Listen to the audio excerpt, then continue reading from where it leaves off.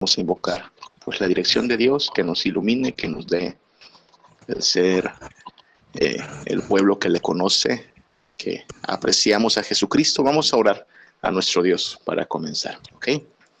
Padre, te damos muchas gracias porque ya es miércoles una vez más y estamos siempre en tus manos, siempre bendecidos, siempre amparados, Padre. Estamos camino a una más de las tradiciones de tu iglesia, celebrar el sacrificio de tu Hijo Jesús en la cruz, y quisiésemos ir reflexionando en lo importante que es el hecho de que haya aparecido en la historia, que tu Hijo se haya hecho hombre y que por su llaga y por su cruz hayamos sido rescatados. Padre, bendícenos en esta hora y ayúdanos a ser más y más cautivados por ti, por el conocimiento de tu Hijo y por su gracia. Te lo pedimos por Cristo Jesús. Amén. Bueno, Amén. pues aquí estamos y voy a empezar a compartir pantalla para ir a las notas que nos acompañan, ¿ok? Vamos a ver.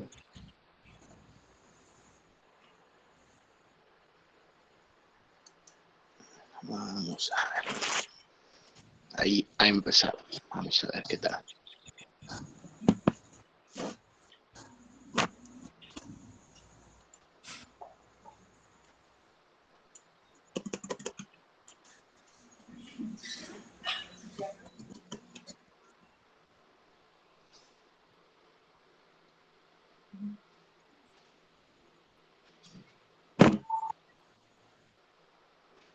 Ahí estamos. Ok. Ahí están las presentaciones. Bien, ¿por qué estamos tocando este tema en esta temporada? Especialmente en estos días. Hay por ahí un micrófono prendido. Les voy a pedir que verifique a alguien que esté metiendo ruido. No que no le queramos escuchar, pero hay que checar eso, ¿sale? ¿Por qué estamos hablando de este tema? ¿Por qué preguntarnos acerca de estos asuntos? Bueno, como ya lo dijimos en la oración, estamos camino a celebrar Semana Santa. De hecho, hoy comienza la temporada que tradicionalmente le llaman Cuaresma. En la Iglesia Nacional Presbiteriana le llamamos preparación para Semana Santa, pero son básicamente 40 días, sin contar domingos, de aquí a Semana Santa, ¿ok? Especialmente al Domingo de Resurrección. Entonces, nosotros como cristianos no estamos en contra de las tradiciones. Quiero aclarar con bastante firmeza eso, ¿ok? Dios le bendiga, hermanita Soco. Nosotros creemos que la tradición puede ser útil, puede mantener fresca nuestra memoria devocional. Nosotros vivimos para traer gloria a Jesucristo y Jesucristo es el Hijo de Dios que vino a nuestra historia. Entonces, las tradiciones cristianas giran en torno a la persona y la obra de Jesús, ¿ok? Y creo que ayudan cuando las celebramos con convicción, es decir, cuando sabemos por qué lo hacemos, ¿no? Tal como en Israel, Dios le dejó a su pueblo la orden de que tenían que cumplir con ciertos rituales, ciertas celebraciones, pero Dios le dijo, mañana cuando tu hijo te pregunte por qué hacemos esto, por qué hacemos aquello, tú le dirás, ¿no? Nosotros éramos esclavos y el Señor nos rescató y hizo esto y aquello. Es decir, celebrar las tradiciones era algo didáctico, ¿sí? Los padres tendrían la oportunidad de contarle a sus hijos la historia de la redención. Celebrar las tradiciones era algo que sí se repetiría generación a generación, pero no se haría así como merolicos, como cotorritos, ¿no? Sino que era algo que tenían que estar haciendo con toda convicción, ¿ok? Entonces, es el mismo sentir que aplicamos a nuestras tradiciones. Celebramos Navidad, celebramos Epifanía, celebramos la Semana Santa, celebramos Pentecostés, muchas tradiciones cristianas. Sin embargo, no queremos hacerlas por repetición, queremos saber qué celebramos y quién es este ser del cual tanto hablamos, Jesucristo, ¿quién es, no? Y es aquí donde vienen las preguntas hechas, pues a veces con ya cierta malicia, con el deseo de querer poner en tela de juicio la fe cristiana, y es por eso que tenemos que estar preparados para dar fe de nuestro sentir, de nuestro testimonio acerca de Cristo Jesús, ¿no? Entonces, es por eso que estamos tratando estos asuntos de cómo Jesús es puesto bajo sospecha. ¿Realmente fue un personaje histórico? ¿Fue un mito inventado? Si fue un personaje histórico, ¿realmente era divino? ¿Realmente era humano? ¿Realmente hacía milagros o los milagros fueron inventados por sus seguidores también? Todas esas cuestiones, cuestiones sobre si pecaba Jesús y luego cuestiones más actuales, ¿no? Hay quien dice que Jesús, de hecho, era alguien con un estilo de vida gay, lo cual, por supuesto, no aceptamos. Hay quien dice que, bueno, Jesús fue un gran maestro, pero aquello de su muerte y resurrección fue un añadido. Entonces, vamos a tocar esos asuntos. Estamos yéndonos despacito, no estamos yéndonos por lo más básico. El miércoles pasado comenzamos con la primera sospecha acerca del Jesús histórico, si de veras fue real esta historia o si no es más que un mito, ¿sí? Hay gente que sospecha eso de Jesús, que no fue real, o que al menos gran parte de lo que nos han contado de él fue inventado, ¿ok? Y hablamos un poco al respecto. Decíamos que hay tres tipos de personas que son incrédulas de esta historicidad de Jesús. Están los negacionistas, les podríamos llamar así, que son los que de plano dicen no hubo un Jesús, ¿ok? Todo fue un mito. No hubo un Jesús, no hubo alguien nacido en Belén, no hubo alguien muerto en Jerusalén. No hubo. Simplemente toda la historia es mentira. Están los cazadores de mitos que no niegan que hubo un Jesús histórico, pero que dicen, bueno, pero los milagros son mitos, pero el nacimiento virginal es un mito, pero básicamente todo aquello que les suene sobrenatural o fantástico o milagroso, para usar los términos bíblicos, pues eso es tachado como un mito, ¿sí? Son los que podríamos denominar cazadores de mitos.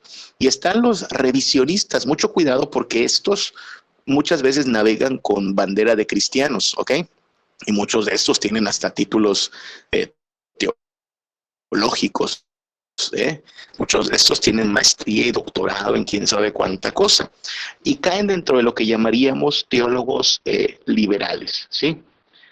Personas que dicen, bueno, sí hubo un Jesús y es un Jesús útil para el cristianismo porque nos muestra un lado muy humano, muy solidario, muy misericordioso, pero es un hombre solo con virtudes muy, muy destacables, ¿no? Y entonces no se trata de echar a la basura todo esto, sino revisarlo, ¿sí?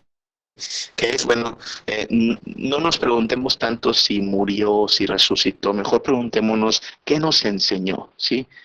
¿Qué nos enseñó? Nos enseñó el amor al prójimo, nos enseñó que hay que tener cuidado con la avaricia y todo eso pues es destacable, ver a Jesús como un maestro. Entonces, si se da cuenta, el peligro aquí es que suena como, bueno, hay cierta moraleja en la historia, cierta utilidad, pero esto también pasa con cualquier contenido educativo para niños, ¿no? Pasa con los cuentos de Pinocho, pasa con los cuentos o las fábulas de Esopo, ¿no? Una historia con una bonita moraleja, ¿no? Sé bueno con el prójimo, pórtate bien, no ames más las riquezas.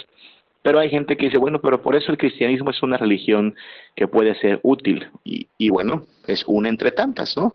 Pura ideología o una idea que puede ser útil, pero no la verdad absoluta, porque al fin y al cabo solo estamos hablando de ideas, no de una persona real que demanda autoridad y dominio y que demanda creer todo lo que él ha dicho que es, según sus escrituras. Por eso concluir que Jesús fue un gran maestro puede ser algo contradictorio, porque no solo los discípulos predicaron que Jesús murió y resucitó, Jesús mismo, en el relato del Evangelio, Jesús Jesús mismo llegó a decir que iba a morir y resucitar. O sea, no solo los discípulos después de la resurrección de Jesús lo anduvieron proclamando, él mismo aseguró que iba a morir y que iba a resucitar. Él lo enseñó, y es más, él enseñó que creyendo en él tenemos vida eterna, es decir, que trascendemos al sepulcro. Dicho de otra forma, no podemos decir que Jesús es un gran maestro. Perdóname usted, pero si yo me entero que mi hija va a la escuela y que el maestro se la pasa contándoles cuentos de La Llorona, cuentos, no sé, de seres mitológicos y fantásticos, y que les habla de que los ovnis bajan acá en Chichén Itzá, yo pues con bastante certeza le podría decir, pues hija, no sé a qué vas a la escuela, te están contando puros cuentos. Entonces ese maestro no te está dando nada más que historias de fantasía, ¿no? No podría decir, bueno, pero es un buen maestro, ¿no? No, alguien que te enseña mentiras, alguien que te enseña historias de fantasía, no puede ser un buen maestro, no es un buen maestro. Y eso pasa con Jesús, ¿ok? No podemos concluir, bueno, era un gran maestro, ¿no? A lo mejor no hizo milagros, a lo mejor no multiplicó los panes, a lo mejor ni siquiera resucitó, pero fue un gran maestro. No, no, no, Señor, no puede ser así. No podemos concluir eso, porque si era un gran maestro debió enseñar la verdad, y si lo que dijo acerca de su poder, de su deidad, dijo cosas incluso que a los mismos fariseos le parecieron extrañas, como cuando ellos le preguntaron cuántos años tienes, porque no concebían la idea de que él se hiciera igual al Dios que ellos habían escuchado según las escrituras, y él dijo, antes que Abraham fuese, yo soy, ¿no? O sea, lo que está diciendo es, yo existo, yo soy desde su padre Abraham, del que tanto alardeaban, y los fariseos se enojaron por eso. Y entonces usted no puede, y yo no podemos decir, bueno, Jesús era un gran maestro, y ya, no, porque si lo que dijo acerca de sí mismo, como que él era uno con el Padre, como que él tenía poder para perdonar pecados, como que él tenía poder para levantarse de la muerte, si esos eventos no fueron verdad, entonces solo hay de tres, y estas son ideas de un hermano llamado C.S. Lewis, muchos de ustedes lo conocen, ¿no? Jesús o estaba loco, y entonces sí, todo lo que dijo fueron puros disparates. No sé si usted conozca a una persona que tenga problemas mentales, problemas como esquizofrenia, no sé, que inventan cosas, es feo, ¿no? Yo conozco personas que, que padecen este trastorno mental, esta enfermedad mental, y tú sabes que lo que están diciendo es incoherente, y es más, ni siquiera se los tomas a mal, tú dices, pobrecito, o sea, es que su mente está tan dañada, tan pues caótica, que inventan cosas, y está bien, o sea, ni modos. Ese Jesús de Nazaret era un loco, alguien esquizofrénico, y bueno, se inventó historias, pero pues qué más, no tiene la culpa de su locura. O número dos, decía mentiras, como muchos charlatanes, como el fundador de la Luz del Mundo, que está en la cárcel, ¿no? Esa secta que le sirvió de plataforma para sus múltiples maldades, ¿no? Muchos fundadores dicen mentiras. El fundador de los mormones dijo muchas mentiras. El fundador de los adventistas del séptimo día, la fundadora, una de ellas, Elena G. de White, muchos de ellos pronosticaron eventos que no sucedieron, dijeron cosas que después resultaron ser refutadas. Entonces, pues, ahí tenemos uno más, Jesús diciendo mentiras. Entonces, esa es la situación. O era un loco, o estaba diciendo mentiras, o, damas y caballeros, él siempre dijo la verdad. Era verdaderamente el Hijo de Dios, con poder para perdonar pecados, con poder para levantarse de la tumba, con la justicia perfecta para ser presentado como el sacrificio eficaz en intercesión por nosotros, como aquel que es el Rey eterno y soberano. Es decir, aquí no hay como para decir, bueno, fue un gran maestro, pero no me creo y empezar como a sacar, ¿no? El nacimiento virginal, el poder para hacer milagros, la resurrección, la crucifixión previamente. No, uno no puede decir, me quedo con esto de Jesús y lo demás lo echo a un lado. Es todo o nada, ¿sí? Es todo o nada. Y entonces, pues de ahí la importancia de la historicidad de Jesús. Cierro esta parte que estamos repasando además solamente, ¿no? Juan 20 del 30 al 31. Hizo además Jesús muchas otras señales en presencia de sus discípulos, las cuales no están escritas en este libro. Pero estas se han escrito para que creáis que Jesús es el Cristo, el Hijo de Dios, y para que creyendo tengáis vida en su nombre. ¿Sí? Hizo muchas cosas, de eso está hablando Juan, de un Jesús histórico que hizo muchas cosas. No se nos relatan todas esas cosas, hay muchos huecos. De hecho, gran parte de lo que se nos dice de Jesús tiene que ver con sus últimos días, todo el tiempo previo, esos 30 años antes de su ministerio, pues para nosotros no están ahí escritas las bitácoras de qué hizo, pero lo que se escribió es para que creamos que Él es el Hijo de Dios y que creyendo en Él tengamos vida en su nombre. Ahora bien, eso da paso a otras sospechas. Supongamos que dice, ok, te la tomo. Sí creo que ese Jesús es alguien especial. Pero aquí es donde viene una sospecha también, una sospecha que se presentó desde casi el inicio del cristianismo, y es esta, que Jesús, el Jesús del Evangelio, no fue plenamente humano. ¿Ok? Mire qué importante, porque quizá hoy, en el siglo XXI, lo que más se duda es la divinidad de Jesús. Muchísimos no creen en la divinidad de Jesús.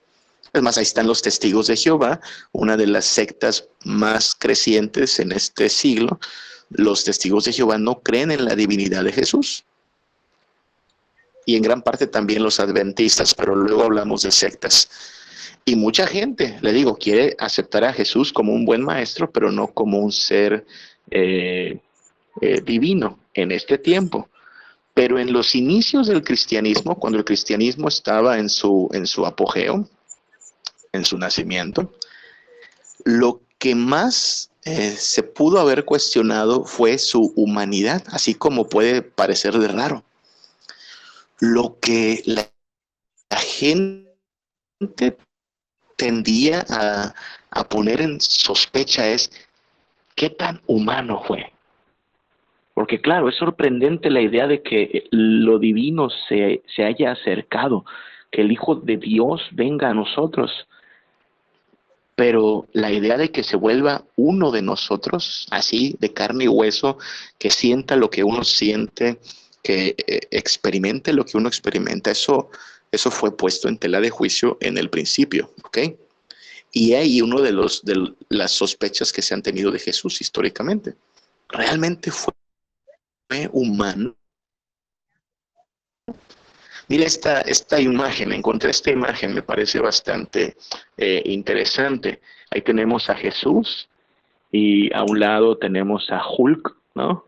No sé cuánto sepa usted de superhéroes, pregúntele a sus nietos o a sus hijos, pero ahí está Hulk, ahí está el Capitán América, ahí está Iron Man, ahí está Thor, ahí está el Hombre Araña o Spider-Man y Jesús. Y yo me temo que en la mente de muchos, Jesús es algo así como uno más de los superhéroes, ¿no? Al menos en su naturaleza, es decir, no que lo equiparen con ellos, ¿no? Sino estos superhéroes, si bien tienen algo de humanos, son superhumanos, ¿no?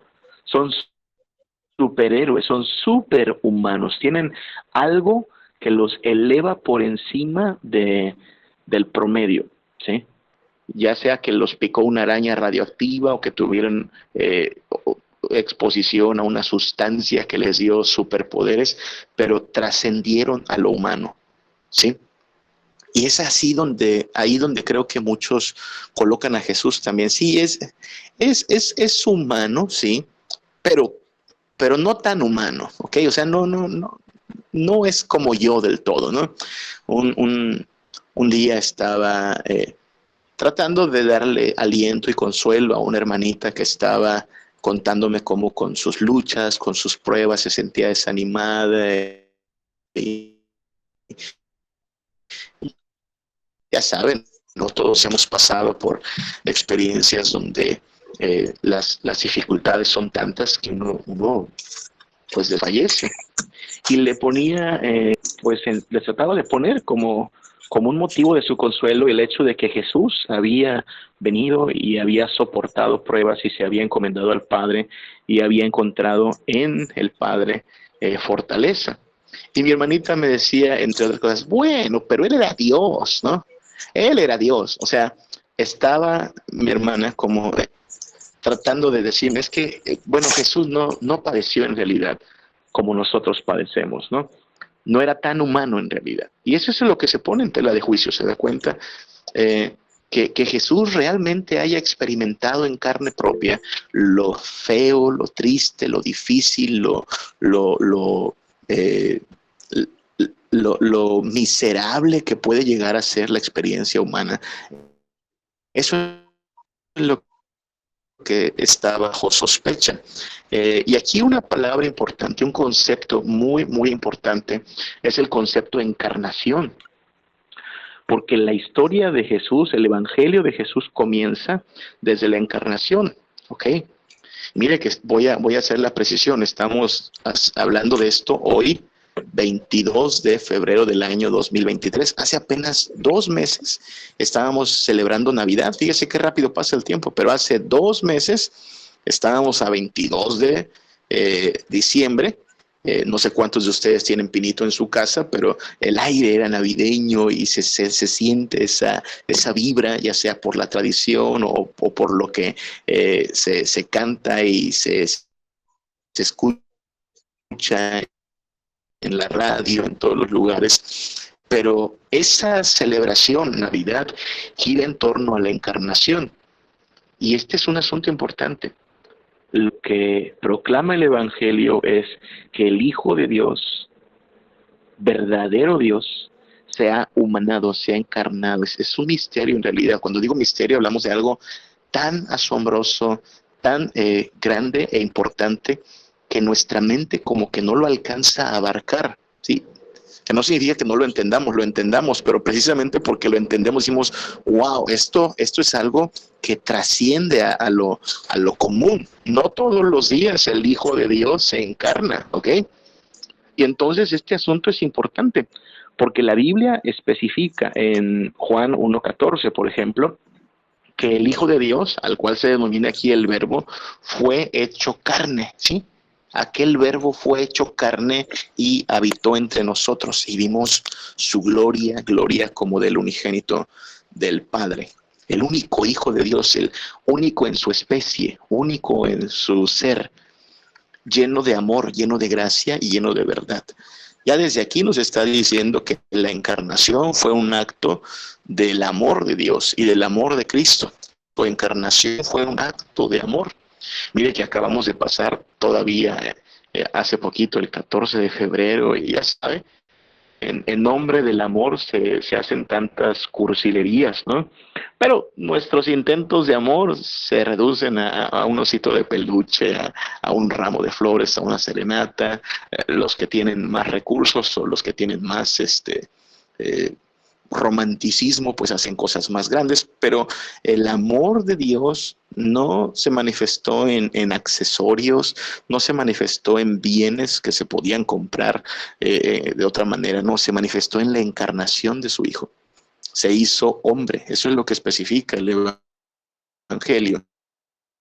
Y desde allí vemos que su humanidad fue una humanidad plena. Lucas 2:52 nos dice que Jesús crecía en sabiduría, en estatura, en gracia para con Dios y los hombres. Fíjese cómo en un solo versículo ya está hablando bastante de la humanidad normal, común de Jesucristo, el Hijo de Dios. Él tuvo que crecer en sabiduría, en estatura, en gracia para con Dios y con los hombres. Piense en eso un poquito. Porque ahí es donde comienza a veces la negación de la humanidad. Yo no creo que nosotros neguemos la humanidad de Jesús, pero es sorprendente pensar en cómo un bebecito, ¿no? Así con sus piecitos pachoncitos, era al mismo tiempo el Rey de Reyes y Señor de Señores. Como todos nuestros bebés, ese bebé Jesús balbuceaba, porque no creemos que tan pronto nació, tan pronto salió del vientre de María, ya decía mamá y papá, ¿verdad que no?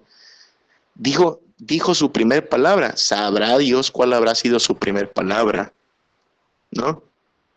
Pero tal como usted y yo nos emocionamos cuando nuestros hijos ya empiezan a decir, mamá, papá, ¿cómo habrá sido la experiencia? Imagínense, si José y María escucharon la primera palabra de Jesús, ¿cómo habrá sido? El niño crecía en sabiduría, crecía en estatura. Oye, me estoy yo gozando y a la vez asustando, ¿no? De cuán rápido crecen los chamacos. De pronto hoy le pusimos un pantalón a mi enano de 5 años y ya le queda brincacharcos el pantalón. Decimos, ya creció el chaparro. Y así fue la experiencia de Jesús. Sus huesos fueron creciendo, sus brazos fueron creciendo, su cabeza fue creciendo. No sé si habrá sido cabezón. Le salió barba, como a la mayoría de los judíos. No creo que haya sido lampiño. Pero piensen en eso, porque, y perdón si aquí nos vamos a poner un poco precisos, ¿no? Pero era tan humano Jesús, tan humano que tenía todas las experiencias humanas. Es decir, se cansaba, comía, dormía, quizás roncaba. ¿Se imagina usted a Jesús roncando?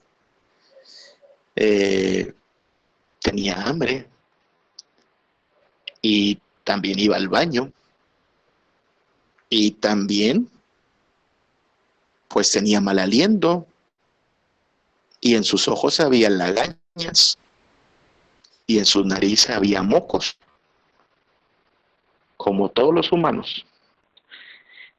Si estos pensamientos le parecen un poco irreverentes, el problema es que en realidad pensamos poco en la humanidad de Jesús. ¿Se da cuenta? Solo Dios sabe, pero no me sorprendería que en el proceso de crecimiento se habrá tropezado, ¿no? ¿Conserva usted alguna cicatriz de su infancia? Yo tengo una alcancía que me quedó aquí en mi cabeza, por ahí de los 4 años. Una niña me quiso cargar, una niña que tendría en aquel momento unos 10 años, y como vio a un gordito bonito, lo quiso cargar y me cargó y me le caí, y hasta el día de hoy tengo esta alcancía acá, ¿no? Una cicatriz. Jesús a lo mejor tuvo eso también lloró, también buscaba los brazos de sus padres, como todo niño. Yo sé que eso suena un poco raro, porque ahí es donde está el misterio. Sí, pero espérate, estamos hablando del Hijo de Dios, soberano y sublime y altísimo. Sí, todo eso es verdad, y al mismo tiempo, verdadero hombre. Tan es así que sabe lo que es que le chillen las tripas cuando tiene hambre, sí lo sabe. Así como a usted y a mí nos ruge la panza cuando tenemos hambre, también él sabía eso. También habrá sabido lo que es una migraña, o un dolor de cabeza, o el cansancio en los pies de tanto caminar, que por cierto caminaba más que muchos de nosotros. Él era humano en toda la extensión de la palabra, y por eso mismo es importante establecer esta humanidad, porque, hermanos, lo primero que hubo en la historia fueron negaciones de la plena humanidad de Cristo, ¿sí? Es que yo me imagino que esto era como tan bueno para ser verdad, era demasiado sorprendente como para ser verdad, que lo que hubo fueron pues negaciones de la plena humanidad de Cristo, o ideas alternas de la encarnación. Por ejemplo, hubo una secta que adoptó una forma de pensar llamada ebionismo, ¿sí? Perdón por las palabras, son un poco técnicas, pero el ebionismo. Sí, Julie, ¿quieres decir algo, Julie? Tiene levantada la mano.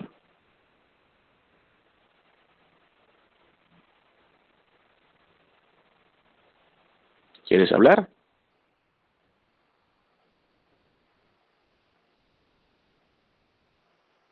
Voy, se fue Juliana. Bueno, con confianza, ¿eh? Ok, el ebionismo. ¿Qué era el ebionismo? El ebionismo enseñaba que Jesús fue un humano, ¿sí? Un hombre, que en el bautismo fue habitado, algo así como poseído, habitado, por el Cristo divino y le sirvió de vehículo al Cristo divino, y antes de morir, pues este Cristo divino lo abandonó, ¿no? Ojo, ¿qué está haciendo ya esta idea? Que es una idea muy antigua, no me quiero meter en los asuntos de qué siglo y qué proponente, porque este es un ejemplo nada más. Hay un montón de sectas que desde el principio de la cristiandad dieron ideas alternas, ¿no? Pero esta es una de las más destacables. Ya está distinguiendo que una cosa es el Jesús humano y otra cosa es el Cristo divino. Y estamos hablando casi como de dos personas, ¿no? Cuando en realidad nosotros afirmamos que Jesucristo es una persona, con dos naturalezas, pero una persona. Pero bien, el lebionismo decía, bueno, el Jesús humano le sirvió solo como vehículo, es como pagar renta, ¿no? Llegas, te instalas y haces de las tuyas, y cuando se acaba pues tu proyecto, te vas, ¿no? Eso pasó. Y eso enseñaron muchas personas, ¿no? Que bueno, Dios solo buscó un vehículo, solo buscó pues un ente humano temporal, pero lo que habitó a este ente humano temporal fue la divinidad, ¿no? Eso creía el lebionismo. Es un intento, recuerde, es un intento de querer explicarlo, porque ninguna herejía surge así con, bueno, generalmente no surge así con la malicia de voy a inventar una herejía que haga que el cristianismo entre en problemas. No, lo más probable es que estas personas querían explicar lo que de por sí es sorprendente y difícil de explicar. Querían explicarlo, y en el intento de explicarlo salió peor la explicación, porque cayeron en herejías, es decir, enseñanzas contrarias a la Biblia. La Biblia no distingue entre un Jesús humano y un Jesús divino, no, siempre se refiere a la persona, ¿sí? El Jesús, el Hijo de Dios. No distingue entre el humano y el divino, eso no pasa. Ahora, hubo otra herejía y muchas similares, que lo que afirmaba es que Jesús solo parecía tener un cuerpo, pero no era un cuerpo real, o sea, solo era una apariencia de cuerpo, como un Jesús de maniquí, ¿no? Como un disfraz, como una marioneta quizá, una apariencia, una máscara humana, pero en realidad no estaba verdaderamente encarnado. ¿Y por qué creían eso los docetistas? Porque estaban influenciados por un pensamiento allí filosófico, platonista, que asume que la materia es mala, ¿sí? Que la materia es corrupta. Y entonces, si la materia es corrupta, si la materia es mala, pues no podríamos pensar que el unigénito de Dios tomó parte de esa materia. Fíjese cómo las ideas tienen consecuencias. Si usted piensa que el cuerpo es malo, pues entonces lo que va a terminar haciendo es menospreciar al cuerpo, ¿no?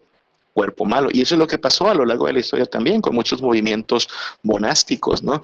Esta idea de que flagelarse el cuerpo es necesario porque así es como nos volvemos más espirituales. Ahí viene Semana Santa y va a ver que mucha gente tiene esta idea en los Via Crucis, ¿no? Con sus mandas. Si sangro, si hago doler a mi cuerpo, entonces me vuelvo más espiritual, ¿no?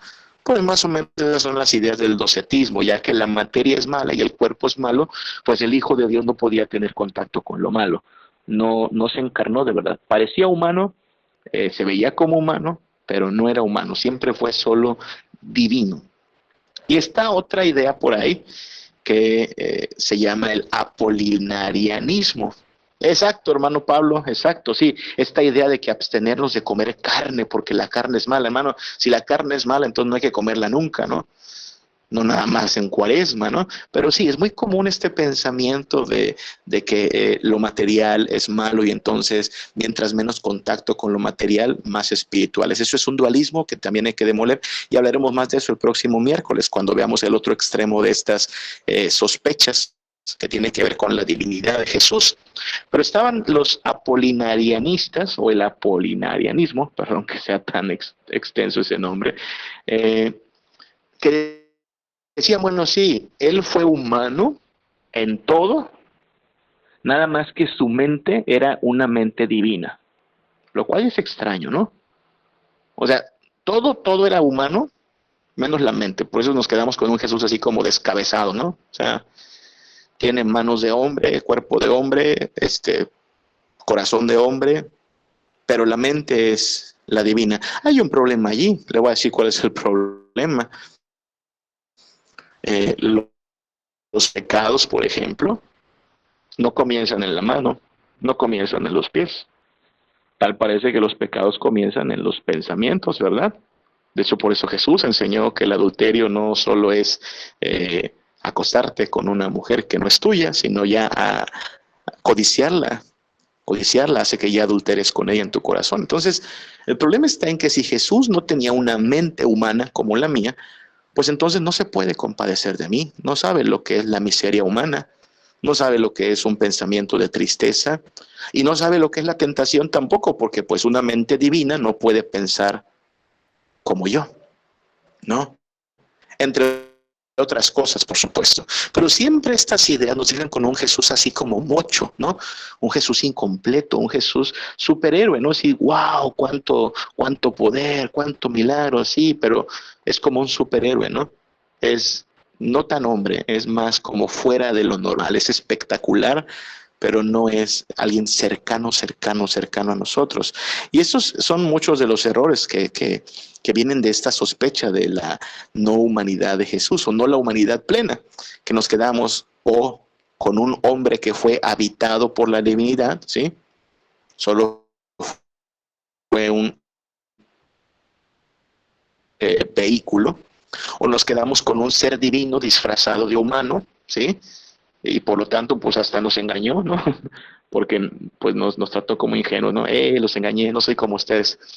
O nos quedamos con un semidios, que es como muchos lo tienen, ¿no? Parte humano, parte divino, como Hércules, como los superhéroes, ¿no? Con superpoderes, ¿no?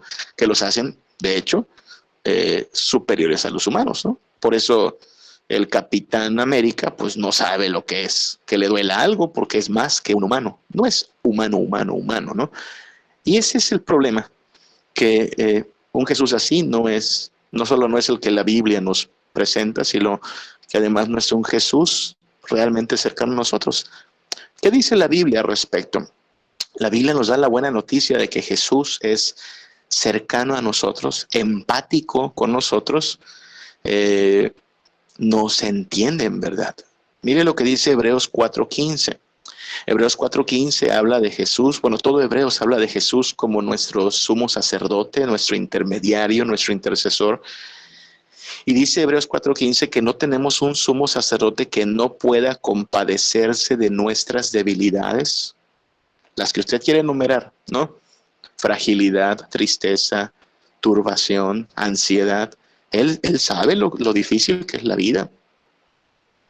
A veces decimos eso, no, si tú supieras lo que estoy viviendo, él sabe lo que estamos viviendo porque él experimentó toda clase de quebrantos, sabe lo que es el hambre, sabe lo que es la pobreza. Sus padres eran pobres, lo sabemos porque la ofrenda que presentaron en el templo fue una ofrenda de pobres, 2 palomitas nada más. Él sabe lo que es ser traicionado, él sabe lo que es que se burlen, él sabe lo que es que los planes a veces no salgan como uno quiere. Tuvo que irse huyendo toda la familia a Egipto porque los querían matar, ¿se acuerda? Así es que no tenemos un sumo sacerdote que no pueda compadecerse de nuestras debilidades, dice Hebreos 4:15, sino uno que fue tentado en todo según nuestra semejanza, pero sin pecado. En lo único, ahí sí, en lo único que no es como nosotros,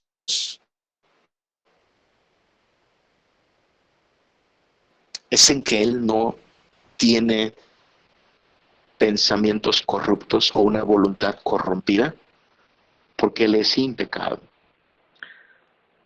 Pero fue tentado en todo. O sea, él se mantuvo sin pecado, pero sabe lo que es la tentación. De hecho, 40 días antes de su ministerio, Él fue tentado intensamente por el diablo. No solo fue tentado 3 veces, ¿no?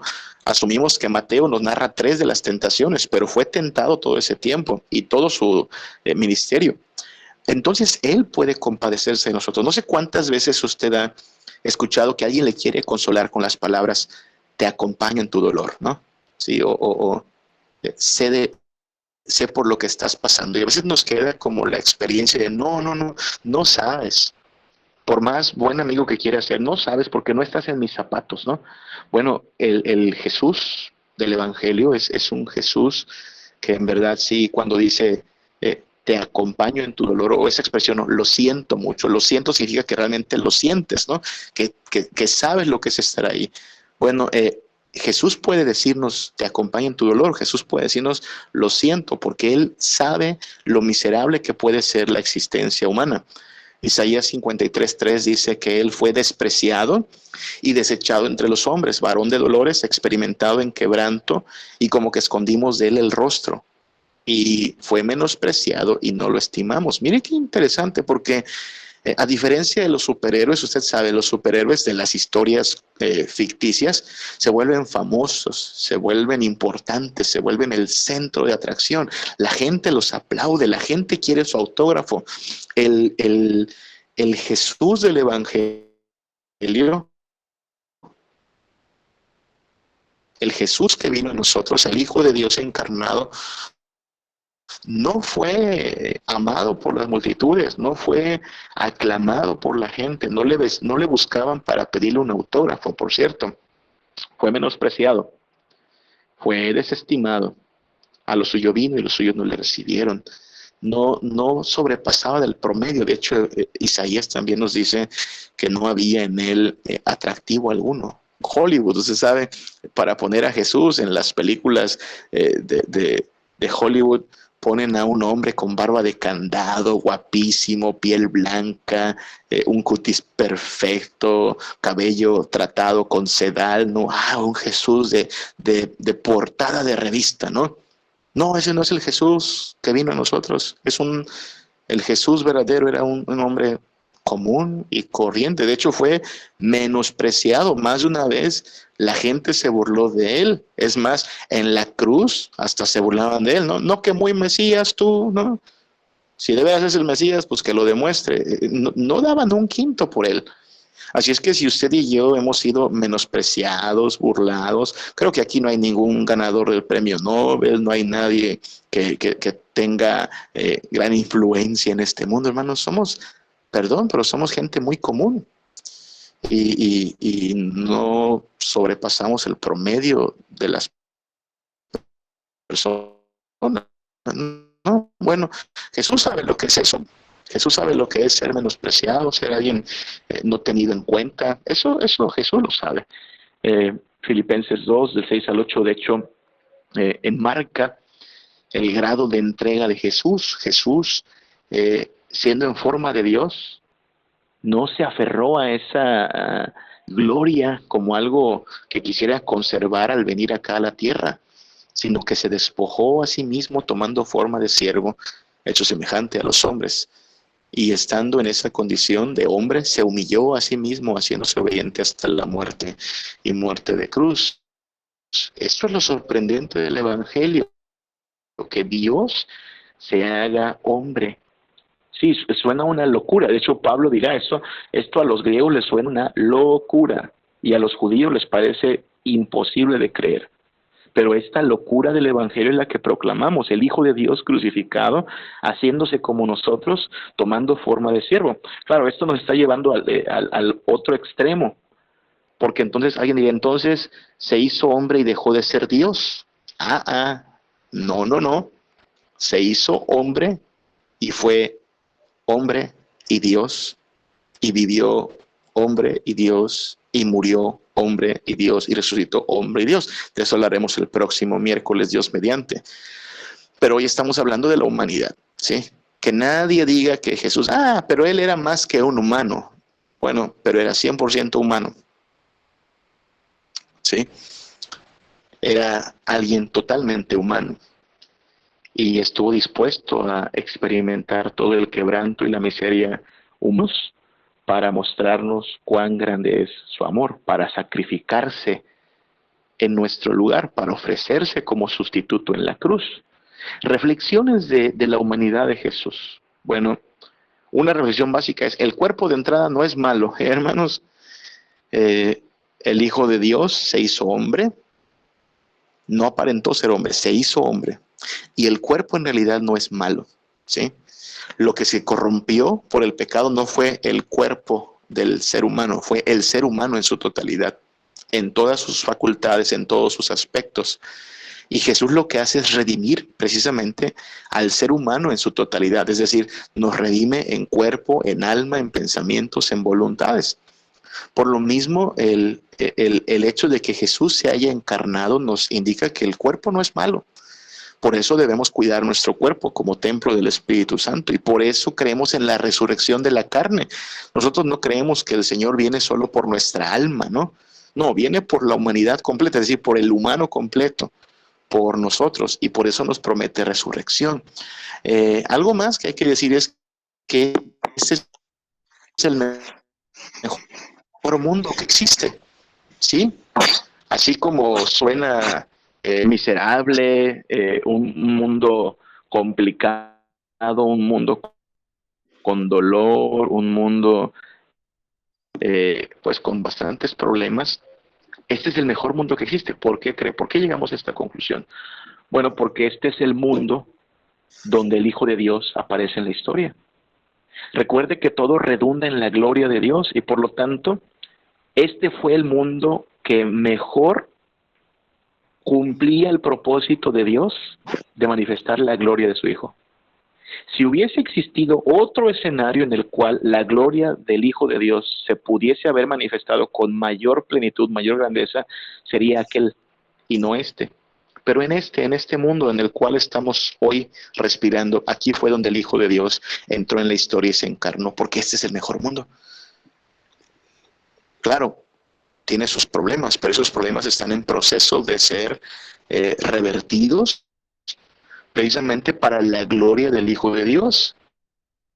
Entonces, esto nos llena de esperanza, no sé usted, pero esto nos llena de esperanza, porque esta es una buena historia, la historia donde a pesar de que todo se fue a la basura aparentemente, el Hijo de Dios toma, como dice Jesús, ¿no? El Hijo de Dios vino a buscar y a salvar lo que se había perdido, toma lo que parecía que ya no quedaba más que para la basura y hace todas las cosas nuevas para su gloria y para nuestro deleite en Él. Y, lo más importante, Cristo, el Cristo del Evangelio, el Cristo que adoramos los cristianos, es solidario y comprensivo. Solidario y comprensivo. En este momento se está llevando una guerra allá en Europa entre Ucrania y Rusia, ¿verdad? Y hemos visto en las noticias cómo los mandatarios, ¿no? Tratan de argumentar que están en lo correcto al estar en guerra. He visto a los dos mandatarios de ambos bandos, no quiero decir quién tiene la razón, quién no me quiero meter en asuntos de política, pero usted sabe, los mandatarios, los he visto a los dos decirle a sus tropas, estamos con ustedes, creemos en ustedes, cuenten con nosotros. Sí, es solo de labios, hermanos, porque ese mandatario, ese señor presidente de Rusia o el de Ucrania, ellos no están en la trinchera con sus soldados. Ellos no están enlodados con sus soldados, ellos no están sudando con sus soldados, ellos no están pasando hambre o frío con sus soldados. Ellos irán esta noche a dormir en su cama lujosa y la pasarán bastante bien, ¿sí? Y así es como tristemente es en la tierra. Los reyes, los grandes, no se ponen al nivel de sus súbditos en el Evangelio. El Rey de Reyes y Señor de Señores se solidariza con el hombre, camina con el hombre, sufre con el hombre, llora con el hombre, se hace incluso el sustituto del hombre para morir bajo la ira y la condenación a fin de redimir al hombre. Este es en verdad un Cristo solidario, es un Cristo comprensivo. Cuando atravesamos prueba, dolor, tribulación, angustia, este Cristo está a nuestro lado y nos dice, yo, sí, chavo, te entiendo, sí, la vida es difícil y te acompaño en tu dolor, ya pasé por eso y créeme, vamos a pasar por esto. Por eso nos asegura que en Él tenemos dicha y gozo. Y por eso Pablo dice en Romanos, ¿no? ¿Quién nos va a separar de esto? Ni la tribulación, ni la angustia, ni la muerte, ni el hambre, nada. Ninguna cosa nos podrá separar del amor de Dios que es en Cristo Jesús. ¿Hasta qué grado nos ama Dios? Hasta el grado de enviar a su Hijo Jesús a morir por nosotros, haciéndose humano. ¿Ok? Así es que Jesucristo, el Hijo de Dios que adoramos, es verdadero hombre. La próxima semana hablaremos de la divinidad de Jesús, porque ese es el otro extremo. Se duda de la divinidad de Jesús. Pero por ahora hemos llegado al final de esta llamada. Faltan 3 minutos y necesitamos despedirnos. Déjeme oramos a nuestro Dios. Déjeme oramos para despedirnos, ¿sí? Padre, te damos gracias por el amor con que nos has amado, no un amor de palabra, no un amor de buenas intenciones, sino un amor encarnado, Padre, un amor sangrante, sufriente, manifestado en tu Hijo Jesucristo, Padre. Gracias porque en verdad Él tiene cuidado de nosotros, Él nos acompaña y Él nos asegura que por encima de toda la miseria seremos vencedores en su sangre por sus méritos, Padre. Bendícenos y que esta realidad nos consuele y nos haga tener valor y firmeza en nuestra fe en tu Hijo Jesucristo, Padre. Gracias por todo tu amor. Danos el descanso en esta noche y concédenos mañana seguir caminando a la luz de tu verdad, bajo el amparo de tu gracia, Padre. Te lo pedimos en el nombre de Cristo Jesús. Amén.